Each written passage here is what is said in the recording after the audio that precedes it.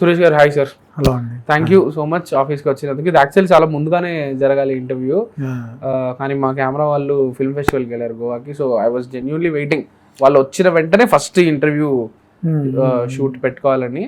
So thank you for coming to our office. Thanks అన్న. Actually నేను wait చేస్తున్నా. నాకు మీ ఇంటర్వ్యూస్ అన్న, మీ అంటే క్వాలిటీ ఆఫ్ ఇంటర్వ్యూస్ ఉంటాయి మీ ప్రతిదీ కూడా నేను ఫాలో అవుతుంటా. మొన్న మా డైరెక్టర్ది సాయిల్ కంపార్ట్ది చూసినాక ఇంకా అసలు నేను ఎట్లయినా మీతో చేయాలని నేను మా వాళ్ళని ఆ ఇంటర్వ్యూ నాకు కూడా అసలు ఇట్స్ చాలా పెద్ద చాలా ప్లెజెంట్ సర్ప్రైజ్. అవును. ఆయన మీ రూమ్మేటా? అవును. అసలు మీకు ఇద్దరికి ఎట్లా పరిచయం? యాక్చువల్లీ మాది సేమ్ కాన్స్టిట్యున్సీ, ఒకే కాన్స్టిట్యున్సీ, ఒకే దగ్గర, మా ఇద్దరికి ఒకే ఎమ్మెల్యే. ఓకే. సో అయితే అక్కడ పరిచయం లేదు.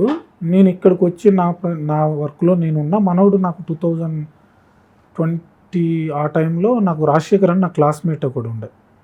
వాడు నేను హాస్టల్లో చదువుకునేది. వాడు కాల్ చేసి, అరే మావాడు ఒకడు ఉన్నాడు రా, అక్కడనే ఇండస్ట్రీలో పనిచేస్తాడు, నీకు ఒకసారి ఫోన్ చేస్తాడు మాట్లాడరా అన్నాడు. సరేరా ఈ నెంబర్ అయితే ఇయ్యానన్నా. మనోడు నాకు ఫోన్ చేసిండు. ఎవరు? సాయిలు. మేము బోస్ అంటాం. జగదీష్ బోస్ కదా ఆయన పేరు? జగదీష్ చంద్ర బోస్. జగదీష్ చంద్ర బోస్. బోస్ అంటా నేను. బోస్ అన్న అంట.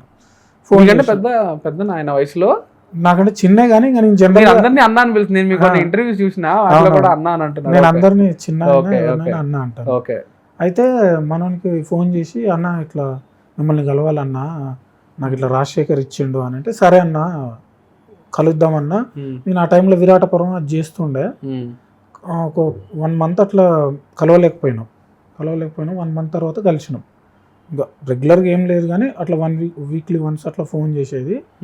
1 month తర్వాత అక్కడ స్టూడియో దగ్గరకు వచ్చిండు, కలిసినాం. ఎక్కడ ఉండేది మీ స్టూడియో? నేను జూబ్లీ 10 స్టూడియో అని అక్కడ వర్క్ చేస్తున్నా ఆ టైంకి. ఓకే. అప్పుడు అది అంటే బయట అందరికి ఇస్తారు అది. ఓకే. ఆ టైంకి అక్కడ వర్క్ చేస్తున్నా. పక్కనే మనోడు వెంకటగిరిలో ఉండేది వాళ్ళ ఫ్రెండ్స్తో ఎవరితో. పక్కనే ఉన్నారా అన్న అంటే వచ్చిండు. వచ్చి కలిసి ఇంకా అట్లా పరిచయం పెరిగింది. తర్వాత మనోనికి ఏదో కొంచెం ప్రాబ్లమ్స్ వచ్చి, ఫినాన్షియల్గా కొంచెం ప్రాబ్లమ్స్ వచ్చి, అక్కడున్న రూమ్ రెంట్ అది ఏదో పే చేయలేక మనోడు ఇంటికి వెళ్ళిపోయాడు. సరే ఇంటికి వెళ్ళిపోదాం అని ఇంటికి వెళ్ళిపోయి అక్కడి నుంచి కథ రాసుకోవడం ఏదో చేస్తున్నాడు. నేను ఒకరోజు ఫోన్ చేసినప్పుడు ఎక్కడున్నావు అన్న అంటే, ఇంటి దగ్గర ఉన్నా. నువ్వేందన్నా ఇంటికి పోకు, నీకు మరి అంటే ఎందుకు పోయినావు అన్నా అని అడిగితే, ఇట్లా ఫినాన్షియల్ ఇట్లా రూమ్ ఇట్లా ఉందని. అవసరం లేదు అన్న, వచ్చేసేయండి మీరు, నేను ఒక్కనే ఉంటా, నాతో తమ్ముడు ఉంటాడు, మనం కలిసి ఉందాం, వచ్చేసేయండి అంటే వచ్చిండు. అట్లా ఒక 1 year ఇంకా దాంతో అక్కడి నుంచి మేము ఇంకా ఎక్కువ క్లోజ్ అయినాం. దాని తర్వాత వేణన్నని అట్లా మనోడు వేణన్న కోసమే నన్ను కలుద్దాం అనుకున్నాడు. వేణన్న దగ్గరికి తీసుకెళ్ళడం అట్లా అయింది. అట్లా పరిచయం. ఓకే. ఇది ఒక్క సెకండ్, ఆ చేతులు కొట్టేది సౌండ్ వస్తుందా? కొట్టొద్దా? లేదా అడుగుతున్నా, సౌండ్ ఏం రావట్లేదు. పర్లేదు, ఫ్రీగానే ఉండండి, జస్ట్ చెక్ చేద్దాం, ఫ్రీగా ఉండండి. సో ఇది కొంచెం ఇబ్బంది పెట్టే ప్రశ్న అవ్వచ్చు మీకు, బట్ నేను ఇప్పుడే ఇది క్లియర్ చేసి వెళ్దాం అనుకుంటుండే. నేను మీతో ఒకసారి చాలా సంవత్సరాల ముందు మాట్లాడా ఫోన్లో. అవునా? యా, మీకు గుర్తుండదు. గుర్తులేదు. నేను ఒకసారి ఎవరిదో ఒక పాపులర్ మ్యూజిషియన్దో ఎవరిదో ఒక పర్సన్ది డెత్ అయితే మ్యూజిషియన్స్తో మాట్లాడి కోట్ తీసుకోవాలని చెప్పి, ఒక కోట్ తీసుకోవాలని కాల్ చేశాం మీకు.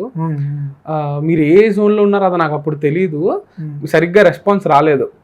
తర్వాత కాల్ చేస్తానన్నారు, కోట్ చేస్తానన్నారు, మీరు రెస్పాండ్ అవ్వలేదు. తర్వాత నేను ఫోన్ చేస్తే కూడా మీరు ఫోన్ ఎత్తలేదు. అరే ఏంట్రా ఈయన కొంచెం ఇలా రూడ్గా ఉన్నారు ఏంటి అని అనుకున్నా.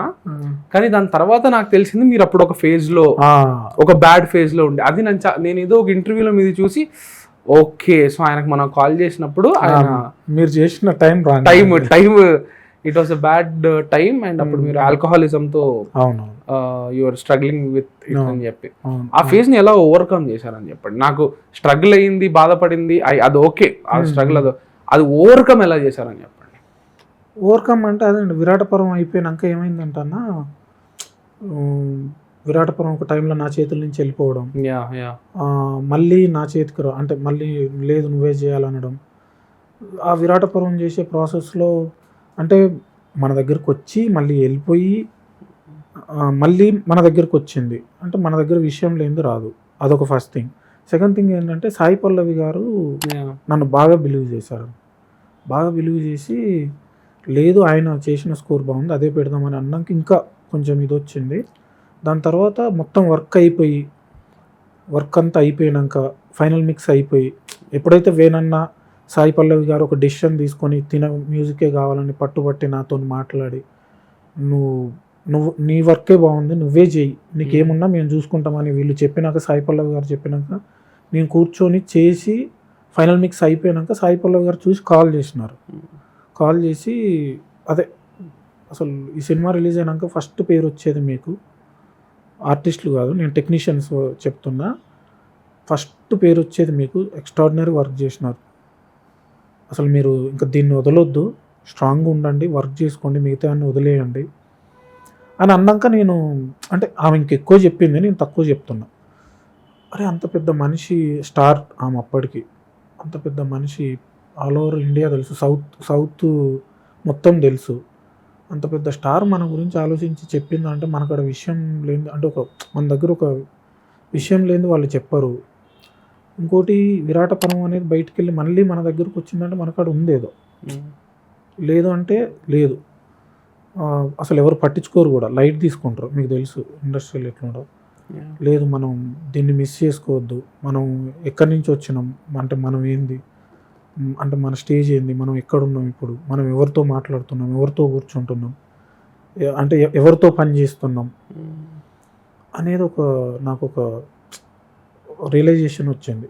అమ్మ మనం వదులుకోవద్దు, దీన్ని మిస్ చేసుకున్నామంటే అవుట్, మనకు అసలు మామూలు ఆపర్చునిటీ రాలే. నా చుట్టూ చాలామంది వచ్చారు మా సైడ్ నుంచి, కానీ నాకు తెలిసిన వాళ్ళే చాలామంది ఉన్నారు, అంటే ఏది కంపోజర్స్గా స్టార్ట్ అయ్యి వాళ్ళకి అంత పెద్ద ఆపర్చునిటీస్ రాలే, అంత ఇది రాలే. అసలు మనం ఎందుకు అసలు చాలా రాంగ్ వేలో ఉన్నాం మనం, అసలు అవసరం లేదు, లైట్ తీసుకుందాం అని చెప్పి వదిలేసినాక 3 months చాలా స్ట్రగుల్ అయినా. అదే విత్డ్రాల్ సిమ్టమ్ అని ఉంటుంది, నరకం ఉంటుంది అన్న, అమ్మా తాగబుద్ధి అవుతుంటుంది, తాగాలనిపిస్తుంది, బాడీ షివర్ అవుతుంటుంది, కంట్రోల్ చేసుకోలేము. మనని పక్క నుండి మనని కాపాడుకునేటోళ్ళు లేరు అప్పుడు. నా చుట్టూ 2-3 ఎవరు లేరా, ఎవరు ఉండరు. అంటే నేను సింగిల్, అల్లుడు ఇప్పుడు వచ్చిండు కదా వాడు, వాళ్ళ అన్న ఇప్పుడు డాంబర్ క్యారెక్టర్ చేసిండు ఈ ఫిల్మ్, వాడు అసలు నాకు ఒక అమ్మలాగా అన్నట్టు, కంప్లీట్ వాడే నన్ను చూసుకునేది. ఆ టైంలో వాడే ఉండి పక్క నుండి, అంటే నేను అన్నయ్య వాళ్ళు ఉంటారు, ఎక్కడికి వెళ్ళకపోయేది, నేను ఒకరికి భారం కావద్దు, ఒకరికి నేను ఇబ్బంది పెట్టొద్దు అనే ఇదిలో నేను ఒక్కనే ఉండేది, వాడు ఉండేది, వీడు ఉండేది, అంతే. ఇంకా మేము ముగ్గురమే. నాకేమన్నా కావాలన్నా ఏమన్నా చేయాలన్నా వీళ్ళే చేసేది, అంటే నన్ను ప్రాపర్గా అంటే ఒక చంటి బిడ్డలాగా కాపాడుకున్నారు ఆ 3 months. ఆ 3 months నరకం చూసిన, దాని తర్వాత మెల్లగా ఇది చేసుకొని ఇంకా వర్క్. ఇది 2022లోనా? విరాటపరం రిలీజ్ అయినాక 2-3 monthsకేమో మానేసిన అన్న. So 3.5 years sober. ఇప్పటికి 2 months కూడా కాదు, 1.5 month అంతే. సూపర్ థ్యాంక్ యూ అన్న. సూపర్. స్టిల్ ఇప్పటి వరకు ముట్టుకోలే. సూపర్. ఇక్కడికే షిఫ్ట్ అయినాం పక్కకే, ఇంకా అంతే. Amazing, very happy for you. Thank you అన్న. సో సినిమా అనేది మీ జీవితంలో ఎప్పటి నుంచి ఉండింది? సినిమా అనేది చిన్నప్పటి నుంచి ఉందన్న. సినిమా అనేది 100% చిన్నప్పటి నుంచి ఉంది. మాది చాలా రూరల్ విలేజ్, అంటే నాకు తెలిసి తెలంగాణ వచ్చిన 8 yearsకే అంటే రీసెంట్గా రోడ్డు పడ్డది మా ఊరు. అదేమంటారు, చాలా రూరల్ ఏరియా, ఏజెన్సీ ఏరియా, అడవి ప్రాంతాలు ఇదంతా ఉండేది. ఇంకొకటి మా సైడ్ అంతా ట్రైబల్స్ ఎక్కువ ఉంటారు, గిరిజనులు అంటే బంజారా అండ్ కోయ. సో ఎక్కువ రోడ్లు ఉండకపోయేది, చాలా రూరల్ విలేజ్. మాకేంటంటే కాకపోతే మా విలేజ్కి టౌన్ దగ్గర. ఏ టౌన్? మహబూబాబాద్. ఓకే. ఇప్పుడు రాజవీర్ రాంబాయ్ షూట్ చేయాలంతా అక్కడే. మా నాన్న స్టేజ్ ఆర్టిస్ట్, స్టేజ్ ఆర్టిస్ట్, అన్నయ్య కూడా మ్యూజిక్ డైరెక్టర్. అన్న కూడా మ్యూజిక్ స్టేజ్ ఆర్టిస్ట్. ఆయన అమ్మ సేమ్, ఆమె మంచి సింగర్, నాకు బాగా ఇష్టం. మా అమ్మతో ఎక్కువ రిలేషన్ ఎక్కువ ఉండేది, నేను ఆమె చుట్టే తిరిగేది. ఆమె నాట్లల్లో పాటలు పాడుతుంటే ఆమెతో తిరగడం ఇదంతా జరిగేది. అయితే మాకేంటంటే అన్న, కుప్పలు వరి పండించినాక కుప్పలు కొడతారు. వరి పండించి వరిని అంటే కుప్ప కొట్టినాక వడ్లను సపరేట్ చేస్తారు కదా, సపరేట్ చేసి వాటిని మార్కెట్కి తీసుకెళ్ళాలి. నేనేం చేసేది, మా నాన్నతోని పోయేది. అంటే మా పొలం ఒక 8 ఎకరాలు ఉంది, దాంట్లో వరి పండించి వాటిని ఆ వడ్లను వేసుకొని ఒక 10-15 బండ్లల్లో కట్టుకొని మార్కెట్కి పోయేది మైబాద్. మాకేమయ్యేది 2 రోజులు పట్టేది అవి అమ్ముడు పోవడానికి. అక్కడే ఉండేది రోజులు. ఆ 2 రోజులు మైబాద్లోనే ఉండేది, ఆ మార్కెట్లోనే ఉండేది. మా నాన్న ఏం చేసేది, సినిమా పట్టుకుపోయేది. ఆర్నారాయణమూర్తి గారి సినిమాలు, చిరంజీవి గారి సినిమాలు ఏమున్నా ఆ 2 రోజులు ఈవినింగ్ టైం ఇంకా పొద్దున్న దాకా వెయిట్ చేసేది. ఇది ఎప్పుడు సార్? ఇది 90s ఇది? అంతే అన్న, 90s మిడ్ 90s అనుకోవచ్చు. 95, 96 అంతే అంతే. ఆ టైంలో 95 కూడా కాదు, అంతే 98 ఆ టైంలో. అయితే తీసుకెళ్ళి మా నాన్న పొద్దున్న దాకా వెయిట్ చేసేది, మన దగ్గరకు వస్తుందేమో అని వెయిట్ చేస్తే రాకపోయేది. ఏంటిది అంటే వేలం కొనడానికి వస్తారు కదా సావుకారులు, కొనడానికి వచ్చే ప్రాసెస్ లో మన దగ్గరకు వచ్చేసరికి టైం పట్టేది. డే అంతా వెయిట్ చేసి చాలా మంది వస్తారు కదన్న, సీజన్ టైంలో చాలా మంది వస్తారు. మార్కెట్ పెద్ద మార్కెట్, చుట్టుపక్కల పెద్ద మార్కెట్ అది. సాయంత్రం అయిందంటే ఉండదు, తినడం, సర్ది కట్టుకొస్తారు ఊరి నుంచి, తినడం, సినిమాకు పోవడం. ఏంటి 2 రోజులకి ఫుడ్ మీరు ఇంటి నుంచి తీసుకెళ్లేదా? తెస్తారు, ఇంటి దగ్గర నుంచి తీసుకొస్తారు. ఎంత దూరం అన్నారు ఎగ్జాక్ట్లీ? ఇది 8 కిలోమీటర్స్, టౌన్ కి 8 కిలోమీటర్స్. వాళ్ళు సైకిల్ మీద తీసుకొచ్చి మాకు ఇచ్చిపోతే తినేది. నాకేమో ఇంట్రెస్ట్ ఆయనతోనే అంటే ఆడనే ఉండాలి, టౌన్ మనకు మైబాద్లో ఉన్నామని. అసలు టౌన్ అంటే పెద్ద అన్నట్టు, ఇప్పుడు హైదరాబాద్ కంటే ఎక్కువ అన్నట్టు మాకు. అప్పుడు సినిమాకి తీసుకెళ్లేదు. అట్లా నాకు సినిమాలో ఇంట్రెస్ట్. కొంచెం ఏజ్ వచ్చినాక చక్రి గారు, మా ఊరు పక్కన కంబాలపల్లి, పని కూడా చేశారు కదా చక్రి గారితో? చేశాను. చక్రి గారికి ఇంజనీర్, సౌండ్ ఇంజనీర్. మా అన్న చక్రి గారు వీళ్ళందరూ సాహిత్య కళాభారతి అని ఒక ట్రూప్ పెట్టి వాళ్ళు పాటలు పాడుతుండడం, షోస్ చేస్తుండడం. ప్రోగ్రామ్స్ అంటారు, షోస్ కూడా కాదు, ప్రోగ్రామ్. తమ్ముడు ప్రోగ్రామ్కి వెళ్తున్నాం ఇట్లా ఉంటుంది అన్న. లక్ష్మణ్ అన్న అని వీళ్ళంతా ట్రూప్ కట్టి చేస్తుంటే వీళ్ళ దగ్గరకు వచ్చేది. మా అన్న ఉండేది కదా, వీళ్ళ దగ్గరికి రావడం, ఇంకా ఇంట్రెస్ట్ పెరగడం, సినిమా మీద ఇంట్రెస్ట్, మ్యూజిక్ మీద ఇంట్రెస్ట్. ఇక ఇవన్నీ నాకు అక్కడి నుంచే పెరిగిందన్న. అది నన్ను ఇంత దూరం తీసుకొచ్చింది. మ్యూజిక్ మీద బలంగా ఇంట్రెస్ట్ పెరిగింది ఎప్పుడు?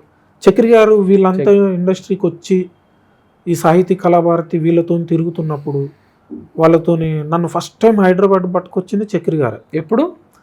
ఇయర్ గుర్తులేదన్నా, నాకు తెలిసి చాలా చిన్నోనే నేను. అంటే నాకు చాక్లెట్ ఇస్తే తిని ఊరుకునే అంత ఏజ్ అన్నమాట. ఆ ఏజ్ లో హైదరాబాద్, ఇక్కడ సికింద్రాబాద్ లో స్టూడియో ఉంటుంది, పేరు మర్చిపోయినా. మా అన్న వీళ్ళందరూ తీసుకొచ్చారు, లక్ష్మణ్ అన్న అండ్ మా చక్రి గారు, మా అన్న, వీళ్ళందరూ రికార్డింగ్ చేయడానికి వస్తుంటే మా అన్ననే నేను వస్తానంటే నన్ను పట్టుకొని వచ్చారు అన్నట్టు. స్టూడియో పేరు గుర్తుకొస్తలే, సారీ. సికింద్రాబాద్కు స్టూడియోలో తీసుకొచ్చి రికార్డ్ చేస్తుంటే ఫస్ట్ టైం చూసిన రికార్డింగ్ ఇదంతా. దాంట్లో పాటలు భలే ఉంటాయి. మంచు మామయ్యో అని ఒక చేపల కూరండి నానురో నా మామ బుక్కేడంతా తినిపోరో, ఇట్లాంటి పాటలు. ఆయన మ్యూజిక్, చక్రి గారు. మీరు గూగుల్ చేస్తే దొరుకుతాయి.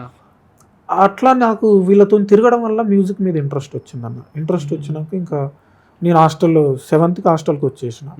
హాస్టల్ నుంచి కొంచెం ఒక 10th ఆ టైంకి వచ్చేసరికి మ్యూజిక్ నేర్చుకోవాలి, సంగీతం నేర్చుకోవాలి అనే ఇంట్రెస్ట్ ఉండే. అక్కడ మనకు ఎవరు సపోర్ట్ ఉండదు.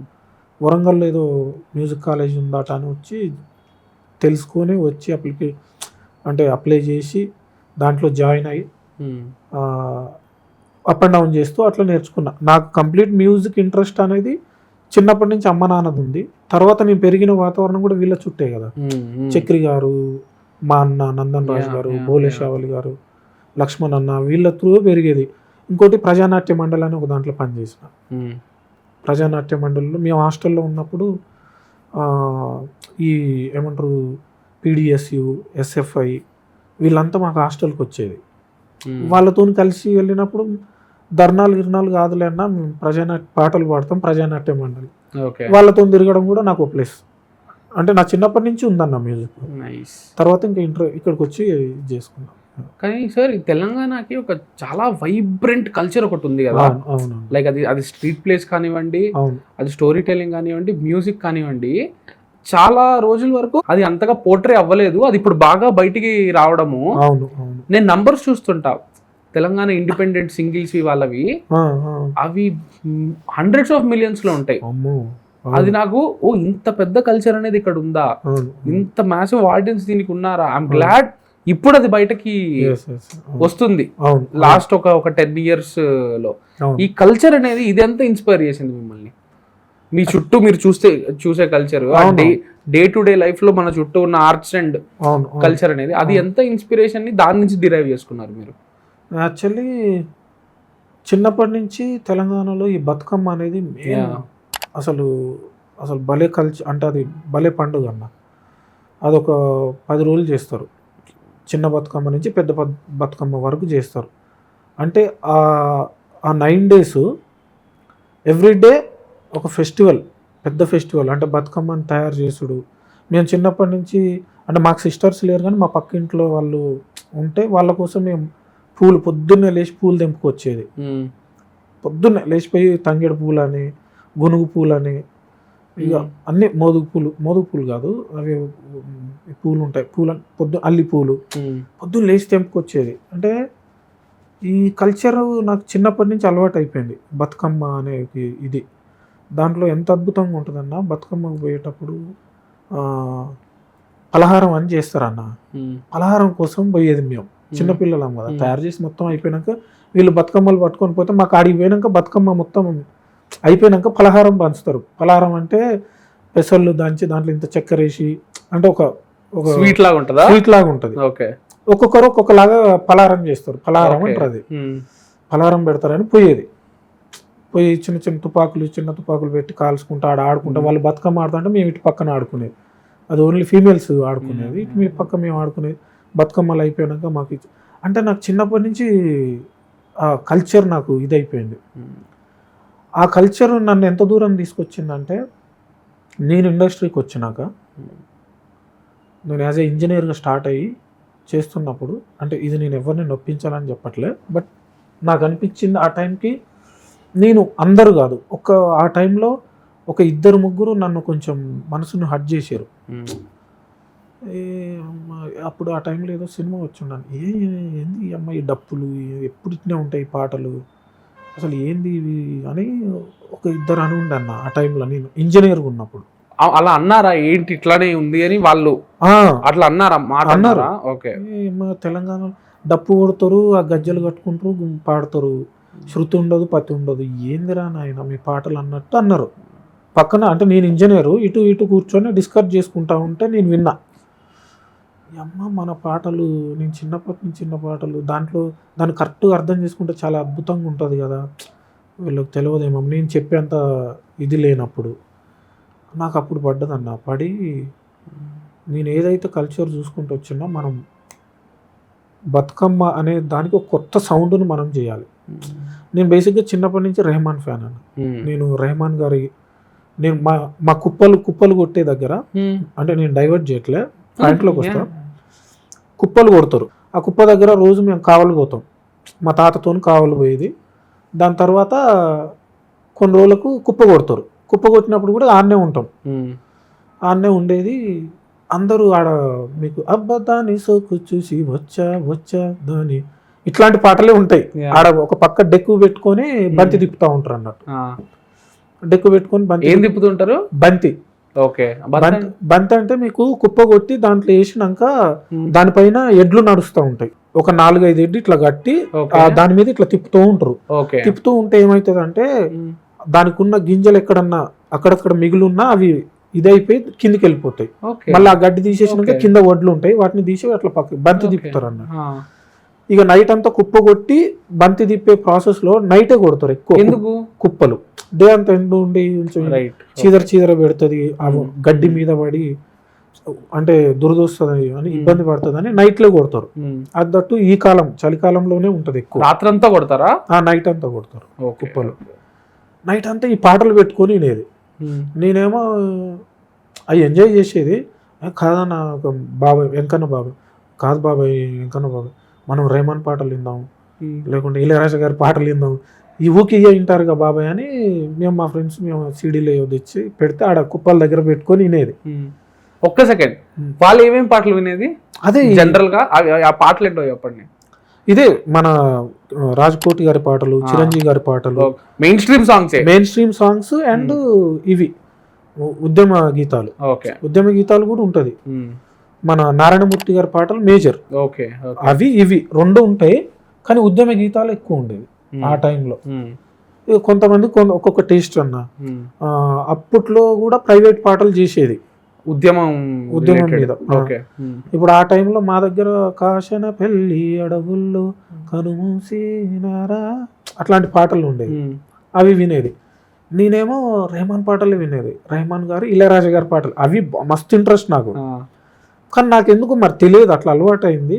రెహమాన్ గారి పాటలు, రాజా గారి పాటలు బాగా వినేది. నాకు అలవాటు అవ్వడానికి కారణం కూడా సీను బాబాయ్ అని, మా బాబాయ్ రేడియో పాటలు. మా ఇండ్లలో ఏందనంటే ఎవరి ఇండ్లలో టీవీలు రేడియోలు ఉండపోయేది. మా ఇంటి ఎదురుగా దేవెంకన్న అని ఉండేది, వాళ్ళ ఇంట్లో టీవీ ఉండేది. ఈ పక్క ఇంటి ఎదురుగా రేడియో ఉండేది, సీను బాబాయ్ అని. సీన్ బాబాయ్ దగ్గరికి వెళ్ళి నైట్ ఆడనే పడుకునేది, వాళ్ళ కొడుకు నేను ఫ్రెండ్స్. ఆయన మాకు అలవాటు చేసి, ఆయన ఏంటంటే ఒక సాంగ్ విని దీని మ్యూజిక్ డైరెక్టర్ పేరేంటి, ఆ మ్యూజిక్ డైరెక్టర్ ఎవరు, ఏ సినిమా, సింగర్ ఎవరు చెప్పేది. ఏ పాట అయినా పాట వినగానే మ్యూజిక్ డైరెక్టర్ ఈయనరా అనేది. ఆయనతో పడుకోవడం వల్ల మాకు అట్లా అలవాటై రెహమాన్ పాటలు ఎక్కువ అలవాటు. మణి గారి, రెహమాన్ గారి, రాజా గారి. సో నేను అట్లా కుప్పల దగ్గర ఆడిగడ వినేది, బతుకమ్మ ఇప్పుడు వినేది.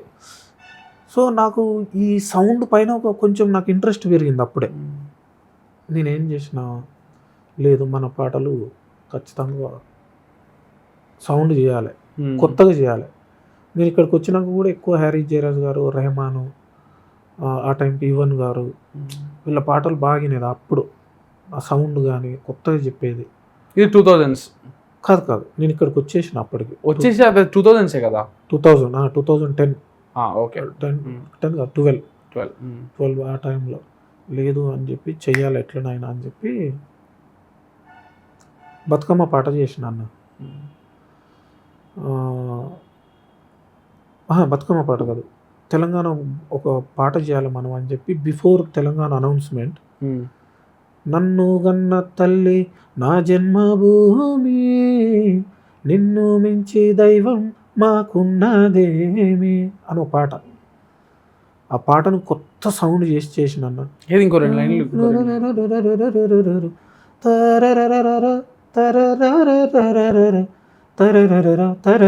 అని బీజిఎమ్స్ కూడా మీకు మణి గారు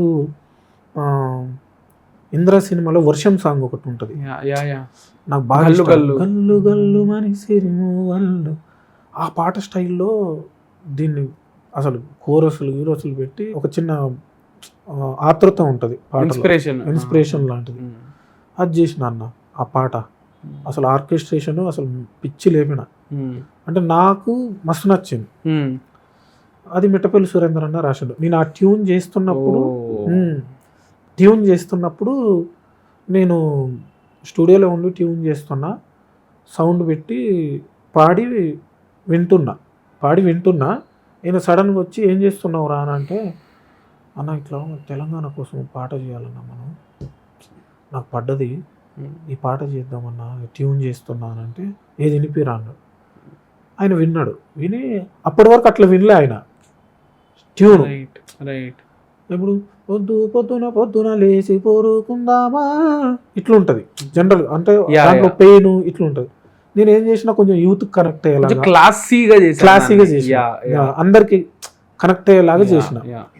విని అరే మస్తుంది రా అని అమ్మ, ఏం చెప్పుదాం రా పాటలు, ఏం చెప్పుదాం రా అని అంటే, ఏం చెప్పుదాం అనేది నువ్వు తింజే అన్న, బట్ మనం కొత్తగా చెప్పాలి. మనం ఏదో ట్రిబ్యూట్ లాగిద్దాం తెలంగాణ తల్లికి. మనం నువ్వు మమ్మల్ని అన్నావు, మమ్మల్ని ఇది చేసినావు, నీకు ఇస్తాం అన్నట్టు ఏదో చేద్దాం అన్నా అని అంటే, ఆయన పోయిండు, సరే రాని పోయి బాత్రూంలో కూర్చొని పల్లవి రాసుకొని వచ్చేసాడు. అంతే పాడేసినాం. ఆ పాట రిలీజ్ అయిందన్న, వైరల్. కేసీఆర్ గారు కూడా క్యాంపెయినింగ్ పెట్టుకున్నారు ఆ పాట. ఆ టైంకి ఇంకా తెలంగాణ అనౌన్స్ కాలే. ఆ 1 month ఆ పాట ఫుల్ వైరల్. దాని తర్వాత బతుకమ్మ. అట్లా నేను ఒక 10 పాటలు చేసిన అన్న. 10 పాటలు పెద్ద హిట్, అంటే ఇక పెద్ద హిట్ అన్నట్టు. మీకు ఈ రోజుకు బతుకమ్మ వచ్చినా 2015 బతుకమ్మ అనేది ఇంకా ఈ రోజుకు పెడతారు. ఆ టైంలో మేము కంపోజర్గా నేను, లిరిక్ రైటర్గా సురేందర్ అన్న, కందికొండ అన్న, డైరెక్టర్గా దామోదర్ రెడ్డి గారు, ఆయన ఒక విజన్ కొత్తగా విజువల్ మేకింగ్ చేయాలని దామోదర్ రెడ్డి గారు, అట్లా మేము ఒక ఒక ఒక ఇది క్రియేట్ చేసినాం. మీరు ఇందాకలు అన్నారు కదా ఏది తెలంగాణ అంటే కొన్ని సాంగ్స్ చూస్తే మిలియన్ వ్యూస్ ఉన్నాయి, అది స్టార్ట్ చేసింది మేమే యాక్చువల్లీ. Right right. అంటే ఇంతమంది దీన్ని ఇష్టపడే వాళ్ళు ఉన్నారు అని చెప్పి ఇంతమందికి ఇది కావాలి, ఈ మ్యూజిక్ అనేది వాళ్ళకి ఇష్టం ఉంది, వాళ్ళకి అవసరం ఉంది అనేది గత 10 ఏళ్లలో కనిపిస్తుంది. అది నాకు చాలా హ్యాపీగా అనిపిస్తుంది. అది నన్ను ఇప్పటికీ చాలా మంది అంటారు అన్న, మన బాణీకి ఒక కొత్త సౌండ్, ఒక రంగు అంటే అద్దినవురా, అసలు అద్భుతం. బేసికలీ అది వాళ్ళకి మాత్రమే కాకుండా ఇంకా బయటికి వెళ్ళడానికి హెల్ప్ అయిందన్న. అదే ఫామ్ అనేది. ఇప్పుడు మనం తమిళ సాంగ్స్ వింటామన్నా, లిరిక్ అర్థం కాదు, బట్ ట్యూన్, సౌండ్, ఇవన్నీ వినేసరికి మనం ఎంజాయ్ చేస్తాం. అబ్సల్యూట్లీ. సో నేను కూడా అట్లా థింక్ చేసిన, ఇప్పుడు మనం సౌండ్ ప్రాపర్గా ఉండాలి, సౌండ్ దాని proper orchestration, proper mix, quality of sound మనం బయటకి ఇస్తే ఎంజాయ్ చేస్తారు. దాంట్లో ఉన్న పెయిన్ని ఒక్కసారి కాకుండా థర్డ్ టైం కన్నా అర్థం చేసుకుంటారు అనే ఇదితోనే. ఇప్పుడు మ్యూజిక్ స్కూల్కి వెళ్ళానని చెప్పారు కదా, అది సంగీతం మీకు ప్రాపర్గా ఫార్మల్గా నేర్చుకునే దానికి హెల్ప్ అయి ఉంటుంది. నేను మీద ఒక ఇంటర్వ్యూ చూస్తుంటే దాంట్లో మీరు చెప్పారు, ఒక సినిమా నీది నాది ఒకటే కథలో దేవుడు ఆ సాంగ్ ఇచ్చిన పాట, అది చాలా కష్టమైన రాగం అని చెప్పి మీరు ఒక రాగం పదం చెప్పారు. ఆ రాగం అది ఏం రాగమో నాకు తెలియదు, కానీ ఈ రాగాలు అని మీరు నేర్చుకుంది మ్యూజిక్ స్కూల్లోనేనా? నేను అక్కడ కొంతవరకు నేర్చుకున్నాను. ఏది వరంగల్ మ్యూజిక్ కాలేజీలో నేను వెళ్తున్నా, బట్ నాకు అప్పుడు కిరాయిలకు పైసలు లేవు, ఛార్జీలకు. ఇంటికి పోయి అడిగితే ఇస్తారు, కానీ నేను ఎప్పుడు సెల్ఫ్గానే ఉన్నాను. నేను ఎప్పుడైతే 7th హాస్టల్లో జాయిన్ అయినా ఈ రోజు వరకు నేను మా ఇంట్లో కరెక్ట్ 15 days లేను. కొంచెం సాడ్ సార్ అది. అంటే నాకు ఏమైపోయింది, పండగలకు కూడా వెళ్ళరా అంటే ఏమైపోయింది అని అంటే 2006లో మా మదర్ చనిపోయింది, అయ్యో. 2017లో మా నాన్న చనిపోయిండు. వీళ్ళిద్దరు చనిపోయినప్పుడే 10 days ఉన్నా, అంతే. ఇక మధ్యలో లేను. మాకు హాలిడేస్ వచ్చినప్పుడు నేను హాస్టల్లో ఉన్నప్పుడు PDSU అని, SFI అని వీళ్ళతో తిరిగేది. అంటే నేను ఏం ఎక్స్పెక్ట్ చేయకపోయేది, మా నాన్న ఏమన్నా అడిగినా ఇస్తాడు పాపం, ఆయన పంపిస్తాడు, కానీ అడగపోయేది నేను. ఇంకా మా నానమ్మ, తాత వీళ్ళు కూడా పాపం ఆ పీరియడ్లోనే చనిపోయారు. మనం అక్కడికి నేను వెళ్ళపోయేది, వెళ్ళే అవసరం కూడా లేకుండా అయిపోయింది. అంటే నేను ఉంటే బాగుంది అనిపించింది ఆ టైంలో వాళ్ళతోని. ఆ 10 రోజులన్నా పోతే బాగుండు, Dasara holidays, Deepavali holidays, summer holidays అని ఇస్తారు కదన్న, వెళ్ళి ఉంటే బాగుండని వాళ్ళు పోయినాక అనిపించింది. కానీ ఆ టైంలో మనకు ఇది లేకుండా, సో నేను ఎక్కువ వాళ్ళతోని ఇది కాకుండా పోయేది. సో నాకు ఇక్కడికి ఛార్జీలకు ఇది ఇబ్బంది అయ్యి నేను మధ్యలో ఆపేసిన. ఏది మ్యూజిక్ కాలేజ్ ఛార్జీలకు దానికి ఇబ్బంది అయ్యి మధ్యలో ఆపేసి ఇక్కడికి వచ్చినాకనే మళ్ళీ దాని మీద కమాండ్ వచ్చేలాగా నేర్చుకున్నాను. ఎలా నేర్చుకున్నారు? యూట్యూబ్ యూట్యూబ్ సింగర్స్ వస్తుంటే అడగడం. అంటే నేను ఏదైనా ప్రాక్టికల్గా చూసుకుంటే నేను నేర్చుకుంటూ వెళ్ళిపోయినాను. మనకు అంటే ఒక గురువు లేరు. నేను ఇంకోటి ఏంటంటే మణి గారికి, చక్రి గారికి, హారీష్ గారికి, వీళ్ళకి సౌండ్ ఇంజనీర్గా వర్క్ చేసిన. అనూప్ గారికి కూడా చేసిన. అనూప్ రూబెన్స్ ఫ్రీలాన్సర్గా వర్క్ చేసి ఇంజనీర్గా చేసేది. నా లాస్ట్ సినిమా తుపాకీ. ఆ సినిమాకు నేను లాస్ట్ ఇంకా సౌండ్ ఇంజనీర్గా. దాని తర్వాత ఈ బతుకమ్మ సాంగ్స్ అని వీటి మీద మ్యూజిక్ సైడ్ వచ్చేసి నేను ఇంజనీర్గా చేస్తూ మెల్లగా నేను నా పాటలు నేను ఏమంటారు ప్రోగ్రామింగ్ చేసుకోవడం అట్లా, అంటే మొత్తం ఓన్. అయితే ప్రోగ్రామర్కి ఒక సాంగ్కి ఇంత అని ఉంటుంది, ఇంజనీర్కి నెలకి ఇంత అని ఉంటుంది. చాలా డిఫరెన్స్ ఉంటుంది ప్రోగ్రామర్కి అండ్ ఇంజనీర్కి. నాకు వచ్చిన దాంట్లో నేను రూమ్ రెంట్లు, మీ సాంగ్ ప్రొడక్షన్కి, మ్యూజిక్ ప్రొడక్షన్కి కూడా అవుతుంది. దానికి మళ్ళీ వేరే బడ్జెట్ ఉంటుంది. మనం సాంగ్ చేసుకునేటప్పుడు నేను అప్పుడు V6 అనే ఛానల్తో కొలాబరేట్ అయ్యి నేను సురేందర్ అన్న ఒక 5 ట్యూన్లు తెలంగాణ కోసం అని చేసి అవి తీసుకెళ్లి అంకం రవి గారిని కలిసి ఆయన యాక్సెప్ట్ చేయడం, వాళ్ళు ప్రొడక్షన్ అంటే ప్రొడ్యూసింగ్ అంతా వాళ్ళు చేశారు. Okay okay. వేణుగారితో ఎలా పరిచయం? ఆ స్టూడియోలో మీరు పనిచేసిన స్టూడియోలోనే పరిచయం. యాజ్ ఇంజనీర్ గా వర్క్ చేస్తున్నప్పుడు ఆయన యాడ్స్ చేసే వేణన్న యాడ్ మేకింగ్ చేసిండు. దానికి మ్యూజిక్ మా అన్న, ఓకే మా own okay brother, own brother. అయితే ఏమైంది, మ్యూజిక్ చేసాము, అన్న మ్యూజిక్ చేసిండు, ఏదో క్వాలిటీ మిస్ అవుతుంది, క్వాలిటీ మిస్ అవుతుంది, క్వాలిటీ మిస్ అవుతుంది అని వేనన్న అంటున్నాడు. అది ఏంటిదో అర్థం కాలే. సరే ఏంటన్నా ఎట్లా కావాలంటే ఓ రెహమాన్ గారి యాడ్ చూపెడితే నాకు అర్థమైంది ఇది మిక్స్లో చేయాల్సింది. సరే అన్న మీరు 10-15 minutes టైం ఇవ్వండి అని 15 minutesలో మిక్స్ చేసి చూపెట్టిన. అదిరిపోయిందిరా, ఇదే కావాల్సిందని అసలు ఎగ్జైట్ అయిపోయి నన్ను అడిగిండు, తమ్ముడు నువ్వు ఏమన్నా పాటలు పాడతావా? లేదు పాడతా సార్ అన్న. ఏమన్నా ట్యూన్స్ చేస్తావా అని అంటే చేసిన సార్, ఉన్నాయా వినిపియా అని అన్నారు. వినిపించిన. నేను అప్పటికన్నా బేసిక్గా ఎట్లుంటుందంటే ఈ రెహమాన్ గారి రాజా గారి పాటలు వింటూ పెరిగి వచ్చినా కదా, మీకు ఒక ట్యూన్ కన్స్ట్రక్షన్ చేసేటప్పుడు క్వాలిటీ కన్స్ట్రక్షన్ ఉండేది నాది. స్టిల్ నాకు అంటే ఎవరినైనా మ్యూజిషియన్స్ని అడిగితే చెప్తారు ట్యూన్ కన్స్ట్రక్షన్ ఎట్లా చేసిండు ఈయన అని.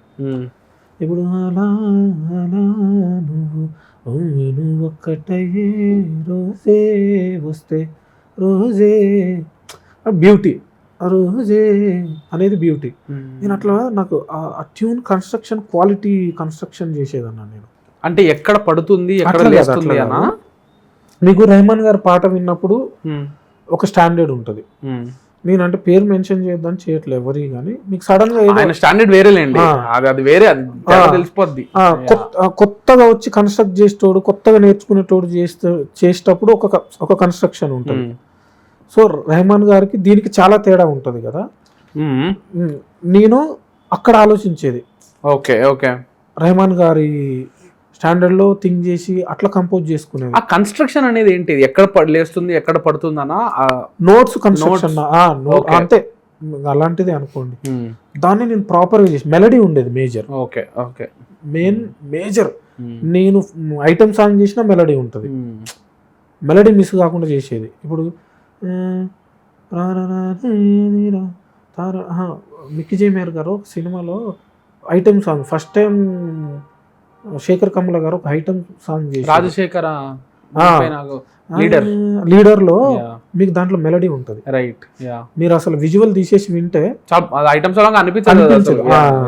అట్లా నాకు అట్లా ఇష్టం, అట్లాంటి అట్లా చేసేది అన్నట్టు. నేను ఐటమ్ సాంగ్ అంటే ఏదో ఐటమ్ సాంగ్ లకు కరవడం అట్లా కాదు, అంటే క్వాలిటీ కన్స్ట్రక్షన్ చేసుకునేది నేను.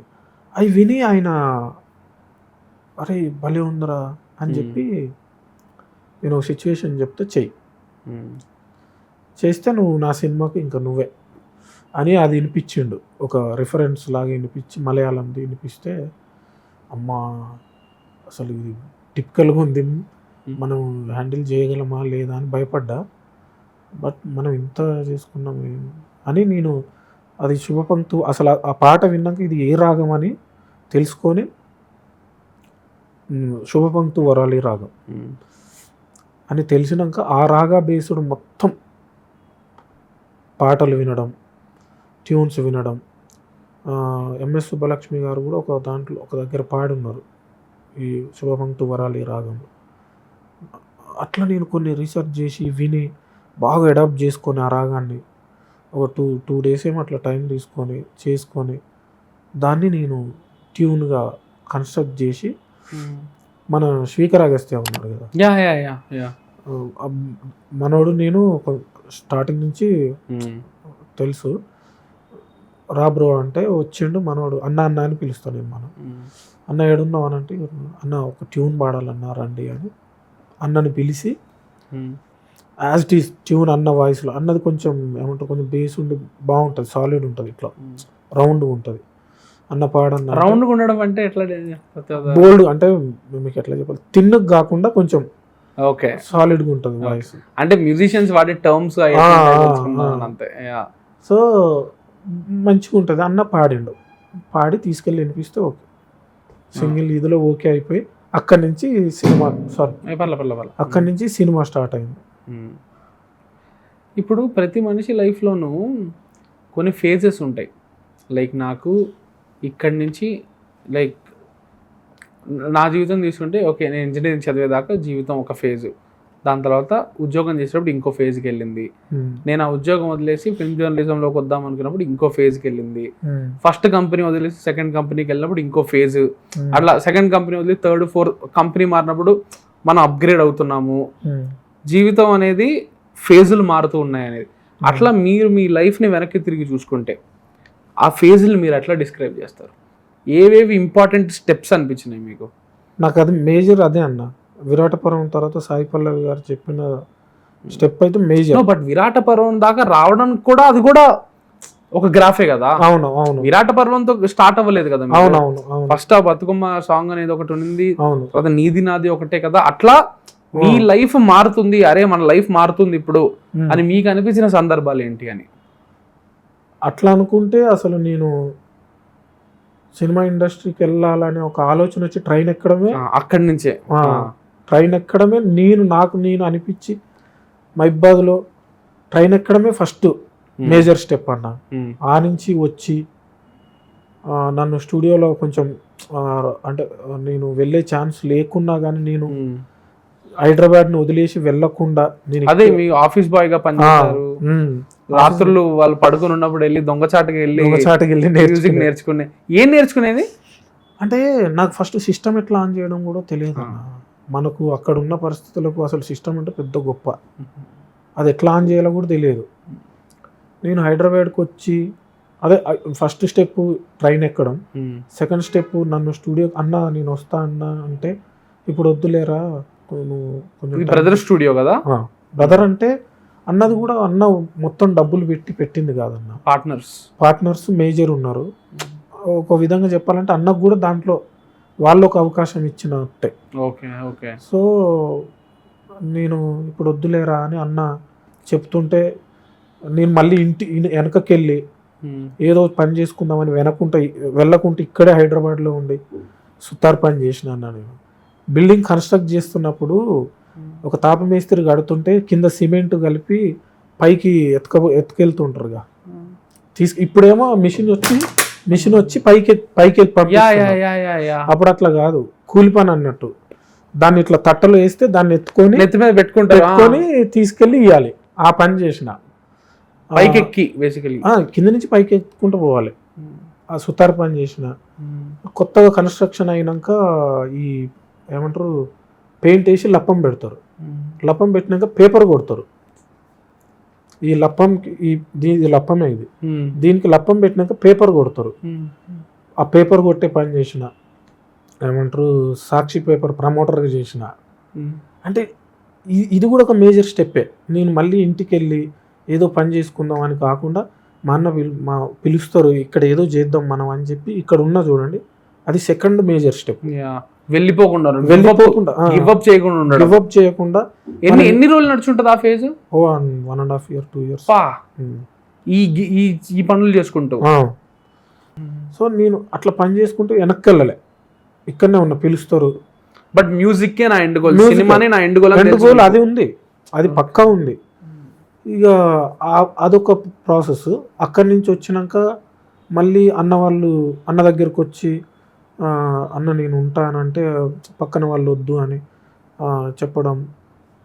దాని మెయిన్ ఓనర్ వేణన్న అని ఉంటాడు, వేణుగోపాలాచారి, ఎక్స్ట్రాడినరీ పర్సన్ ఆయన.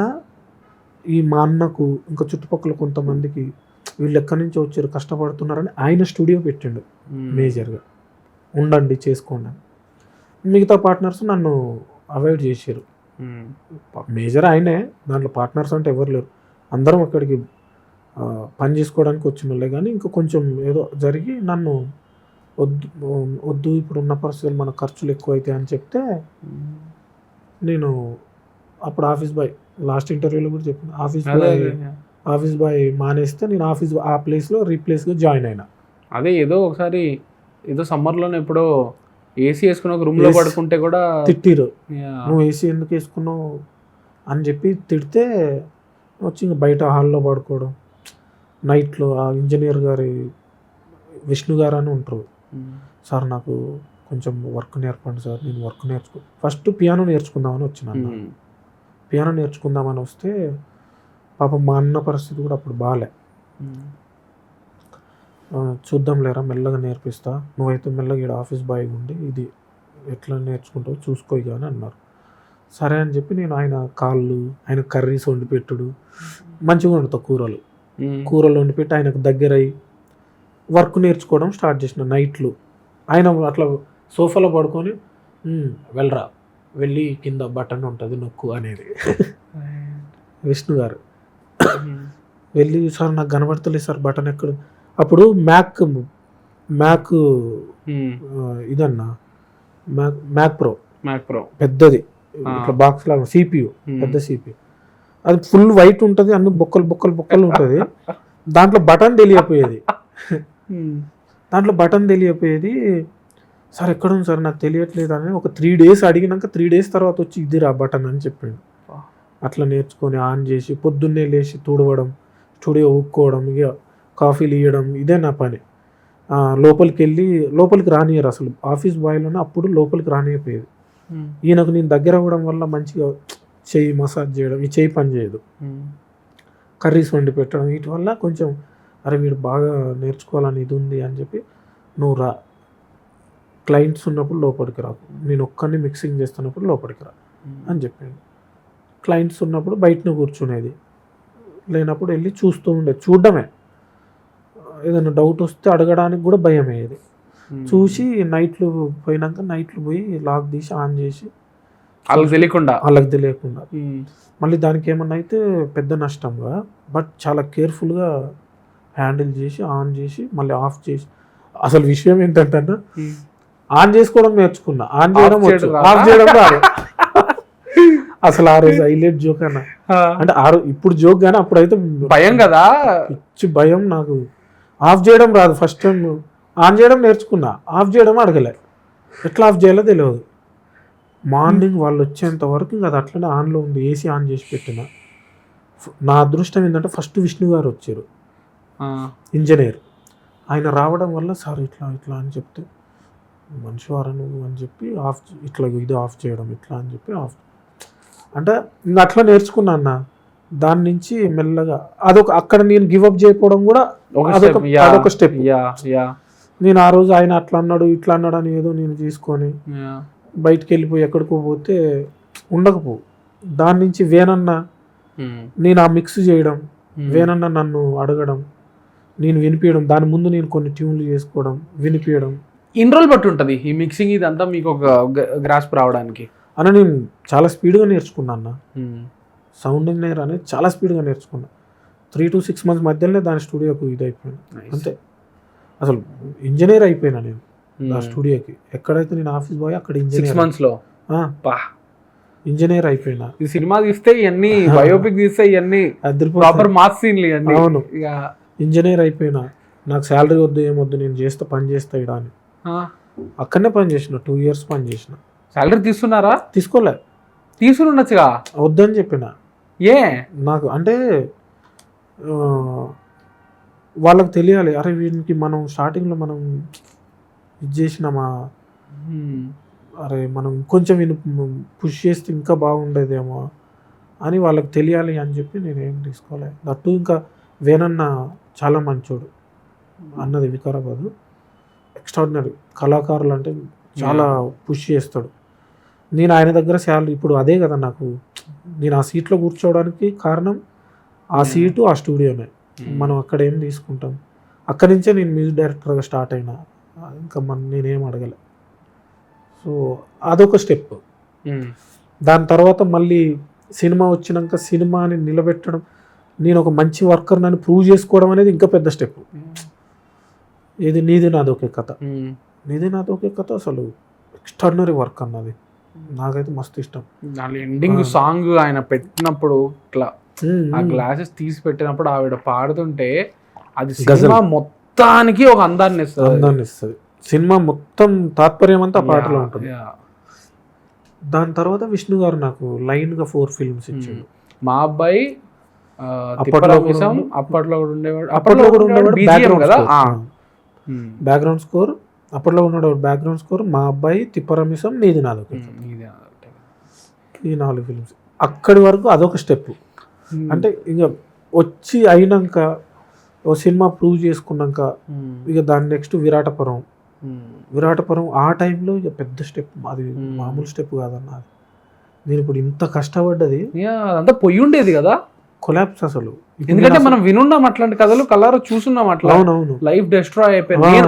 నేను పర్సనల్ గా చూస్తున్నా, ఆల్కహాల్ వల్ల కెరియర్ ని లైఫ్ ని స్పాయిల్ చేసుకున్న వల్ల నేను నా కళ్ళతో నేను చూస్తున్నా అన్న. నాకు ఎవ్వడు తాగినోడు కనపడ్డా మన దగ్గరికి పిలిచి నేను ఫస్ట్ చెప్పేది మానే, నువ్వు దీనివల్ల అసలు ఏమీ ఉండదు, వారంలో ఒకసారి తాగు. మేజర్ ఇంకేమన్నా భయపెడుతున్నా అంటే ప్యాన్క్రియాస్ అనే ఒక ఇష్యూ వస్తుంది యూత్లో, తాగితే చచ్చిపోతారు. నాకు తెలిసిన వాళ్ళు 2 చనిపోయారు. అది చెప్తున్నా. అంటే చాలా గొప్ప వాళ్ళంతా దీనికి అలవాటు పడి ఇదయ్యారన్న. నేను ఆ టైంలో ఈ అన్నిటికంటే అది మేజర్ స్టెప్. నేను ఓవర్కమ్ చేయడం కదా, డెసిషన్ తీసుకొని నేను ఆగి తాగకుండా ఉన్నా కాబట్టి ఈరోజు మీ ఎదురు ఇక్కడ ఉన్నారు. లేకపోతే సో అన్ని ప్రతిదీ మేజర్ స్టెప్స్ అన్న. నేను నిన్న వేణుగోపాల్ గారితో ఒక ఇంటర్వ్యూ చూస్తుండే, అందులో ఆయన శ్రీ విష్ణు గురించి చాలా మంచి విషయం చెప్పారు. అది నాకు ఏంటంటే, ఆయన చెప్పింది ఏంటంటే, శ్రీ విష్ణు గారిని ఆయన కలిసినప్పుడు అంట ఒక 2-3 days ట్రావెల్ అయ్యాక, ఏంటి మొహం ఏదో కోల్పోయిన వాళ్ళగా పెట్టుకుని ఉన్నావు, ఏంటి ఏదైనా ప్రాబ్లమ్స్ ఉన్నాయంటే ఫస్ట్ ఓపెన్ అవ్వలేదు అంటే, ఈవెన్చువల్గా 2-3 రోజుల తర్వాత ఓపెన్ అయ్యి నేను చెప్పానంట, కొంచెం మనీ ప్రాబ్లం ఉంది, ఇంట్లో అప్పు అదంతా ఉన్నాయి, అప్పులు ఏమైనా ఉన్నాయని ఆయనే అడిగాడంట శ్రీ విష్ణు. అవును ఉంది అంటే, సరే దాని గురించి వరి అవ్వకు అని చెప్పి నెగిటివ్ తీర్చేసాడంట. ఆయన తీర్చడం వల్ల ఆ సినిమా తర్వాత వాళ్ళిద్దరూ ట్రావెల్ చేయడం వల్ల మీకు కూడా ఉపయోగపడింది. సో నాకు ఇక్కడ అనిపించేది ఏంటంటే, ఆ రోజు శ్రీ విష్ణు అనే ఆయన ఇది ఎట్లా చెప్తా అంటే, ఆయన కూడా ఆయన సక్సెస్ కోసమే చేస్తున్నారు, కానీ ఆ ప్రాసెస్ లో మిగిలిన వాళ్ళకి కూడా అది హెల్ప్ అవుతుంది చూడండి. లైక్ ఒక మనిషి కైండ్నెస్, ఒక మనిషి మంచిగా ఉండడం అనేది ఈ రోజు ఎంత మందికి హెల్ప్ అయిందో చూడండి. ఈ రోజు లిటరలీ వేణుగోపాల్ గారు నిలబడ్డారు, మిమ్మల్ని నిలబెట్టారు, బోస్ ని నిలబెట్టారు, రేపు బోస్ కూడా నిలబెడతాడు. మీరు హెల్ప్ చేశారు కదా బోస్. ఒక్క మనిషి చేసింది ఆ కైండ్నెస్ అనేది, అది ఎట్లా స్ప్రెడ్ అవుతుంది అనేది, అది నాకు చాలా బ్యూటిఫుల్ గా. అవును విష్ణు గారి గురించి ఒక మాట చెప్పాలన్న, సందర్భం వచ్చింది కాబట్టి చెప్తా. మొన్న 2017 నిధి నాదొక కథ సినిమా అయిపోయింది, మిక్స్ కూడా ఆల్మోస్ట్ అయిపోయింది. కరెక్ట్గా నేను ఇంటికి వెళ్దాం, మా ఊరికి వెళ్దాము, నాన్న దగ్గరికి వెళ్దాం, చాలా రోజులు అయింది కదా. మా నాన్న నాకు రోజు ఫోన్ చేసేదన్న, రోజు అంటే డే బై డే ఫోన్ చేసి, ఒక్కసారి స్టూడియోకి వచ్చి చూసిండు అన్న. ఇంజనీర్ అంటే ఎట్లుంటుంది, మానిటర్స్ ఉంటాయి, మౌస్ కింద అన్ని కేబుల్స్ ఉంటాయి. ఇప్పుడు యాజ్ ఎ ప్రోగ్రామర్గా ఉన్నా కానీ కేబుల్స్ ఉంటాయి మనకు, స్పీకర్స్కి కేబుల్ వెళ్ళడం, మానిటర్స్ కేబుల్ వెళ్ళడం, సిపియుకి కేబుల్ వెళ్ళడం, ఇవంతా పవర్తోనే ఉంటుంది ఆడ కింద. మా నాన్న వచ్చి ఒక రోజు చూసిండు కాళ్ళ దగ్గర ఇవన్నీ చూసి, ఆయనకి ఏమనిపించిందో ఏందో ఆ రోజు ఏం చెప్పలే. ఇంటికి పోయినాక ఫోన్ చేసిండు, ఫోన్ చేసి, కాదు సురేష్, అన్నీ నీ కాళ్ళ దగ్గర కరెంట్ తీగలు ఉన్నాయి బిడ్డ, కొంచెం జాగ్రత్త, అవి కొంచెం దూరం జరుపు కూర్చో, వాటిని దూరం అని కూర్చో అని అన్నాడు. ఒకరోజు తప్ప, ఇక నాకు ఆయన ఉన్నంత కాలం నాకు ఒకరోజు తప్పించి ఒకరోజు అయినా చెప్పేది, కాళ్ళు దూరం పెట్టి కూర్చుంటున్నావా, లేకుంటే లోపలికి కాళ్ళు పెట్టుకొని కూర్చో అని చెప్పేదన్న. కరెంటు ఉంది బిడ్డ అని చెప్పేది. సరే నాన్న అనేది నేను. అయితే నేను అదే నీది నాదొక కథ అయిపోయింది, సరే మిక్స్ కూడా అయిపోయింది కదా, ఇంటికి వెళ్ళి వద్దాం ఒకరోజు, నాన్నని చూసి వద్దామని కరెక్ట్గా ఒక జత బట్టలు కొనుక్కున్నా, ఇంకో జత మా నాన్నకు కొన్నా, కవరు తీసుకొని ఆటో బుక్ చేసుకొని, ఆటో పిలుచుకొని సికింద్రాబాద్ స్టేషన్కి స్టార్ట్ అయినా. వెళ్తుంటే ఫోన్ మా వదిన, సురేష్ మామయ్య చనిపోయిందట అని. నేనేమనుకున్నా, మామయ్య అంటే నాకు మామయ్య అంటే వాళ్ళ నాన్న అని నేను అనుకున్నా, ఎవరు వదిన వాళ్ళ ఫాదర్ అట్లా అనుకున్నా. నాకు అర్థం కాలే. అవునా ఎట్లా చనిపోయిండు అని అంటే ఇట్లా కరెంట్ షాక్ కొట్టిందట అని చెప్పింది. నేను అవునా వదినా ఓకే నువ్వు ఎక్కడున్నావు ఎక్కడున్నావు అంటే ఇట్లా వెళ్తున్నా. ఆమె ఏడ్చుకుంటూ చెప్తుంది, లబోదీపమని ఏడుస్తుంది. నేను అసలు అవునా వదినా నేను వస్తున్నా మైబాద్కి వస్తున్నా నేను వస్తలేండి అని అన్న. కట్ చేసిన. మళ్ళీ నాకు డౌట్ వచ్చిందన్న, మామయ్య అన్నది. నాకు మామయ్య అనలే. ఒకవేళ మామయ్య అన్నది కదా, నాన్న చనిపోయిండు అని చెప్పి అంటది కదా, ఏ మామయ్య అని చెప్పి మళ్ళీ మా వదినకు ఫోన్ చేసిన. మా వదినకు ఫోన్ చేస్తే వదిన అంటే నాకు అర్థం కాలే, మామయ్య అంటే ఎవరు అంటే మీ నాన్న అయ్యా అన్నది. నా గుండెలు అసలు ఆగిపోయినాయి అన్న ఆటోలో. మీ నాన్న అయ్యా అనేసరికి నేను ఇంకా నా బాడీ షివర్ కూడా స్టార్ట్ అయింది. నేను ఎట్లాగే ఇక అటే వెళ్తున్నా కదా మన సికింద్రాబాద్గా, నాకు నా వల్ల కాలే, అర్థం కాలే. సేమ్ మా అమ్మ కూడా అంతే అన్న. నేను హైదరాబాద్లో ఉన్నప్పుడు చనిపోయింది. నేను సికింద్రాబాద్ స్టేషన్లో ట్రైన్ ఎక్కి బాత్రూంలోకి సికింద్రాబాద్ స్టేషన్లో లోపలికి వెళ్ళిన అన్న. మళ్ళీ మైబాద్ దిగేంత వరకు నేను అందులోకి వెళ్ళి రాలే. అంటే నాకు దుఃఖం ఇక అంటే నేను అందరి ముంగట ఉంటే ఏడవలేను. బాత్రూంలో కూర్చొని, ఇది మా అమ్మ విషయం చెప్తున్నా. మా అమ్మకు నాకు విపరీతమైన కనెక్షన్, మేమంటే లవర్స్ లాగా ఉండేది. సికింద్రాబాద్లో బాత్రూంలో పోయినా అన్న, మైబాద్ పోయిన దానికి ఏడ్చుకుంటూనే ఉన్నా. పిచ్చి పిచ్చి అయ్యో పర్లేదు. అయితే మా నాన్నది కూడా సేమ్ అన్న. ఇక మా నాన్న ఇది అయిపోయింది అనేసరికి అయిపోయింది. నేను వెళ్ళిన అంటే వేనన్నకి ఇట్లా ఇన్ఫార్మ్ చేసిన, అన్న ఇట్లా నాన్న ఇది అయిపోయిండు, కొంచెం ఇబ్బందిగా ఉందన్న అని చెప్పిన. నేను వెళ్తున్నా అన్న అని అన్న. అంతే. కట్ చేస్తే నాకు ఒక గంటకు విష్ణు గారు కాల్ చేసి, సారీ సురేష్, నువ్వేం ఇదవ్వకు, మేము ఉన్నాంలే నీకు, నువ్వేం ఇదవ్వకు, నువ్వు వెళ్ళి జాగ్రత్తగా చూసుకోనరా, మేము 10th డేకి అట్లా మేము కుదురుతూ వస్తాం, లేదా నేను రేపు టెల్లులో రమ్మన్నా వస్తా, నేను ఈరోజు బయటకు ఉన్నా, వేనన్న వాళ్ళని పంపిస్తాలే అని అన్నారు. పర్లేదు సార్ అని కట్ చేస్తే నాకు అకౌంట్లోకి డబ్బులు వచ్చినాయి.